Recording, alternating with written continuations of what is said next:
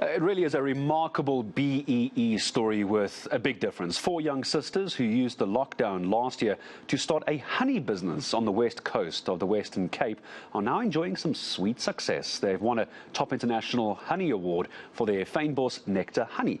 Going off to go taste the samples and tell us what it's like, Ayesha Ismail. As bees collect nectar, so they spread pollen from plant to plant.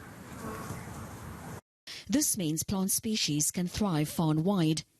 It's a form of nature's Ubuntu, and one that informs the business of the Khan girls. During lockdown, my father wasn't going to work and I wasn't going to campus. That's when we had time to focus on honey and the bees. And while their business is thriving, they refuse to exploit their bees to increase honey output by taking too much honey from the hive. The bees have to feed on the very honey they produce.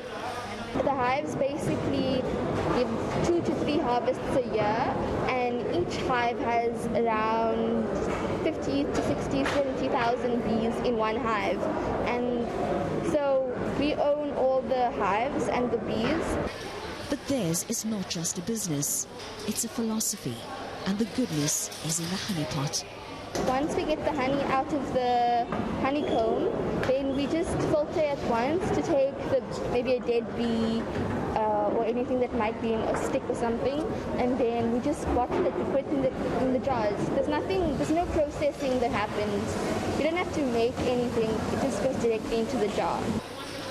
Participating in the prestigious London International Honey Awards, one of the biggest honey competitions in the world, Bilal Honey was the only South African brand to win an award, and a top one at that.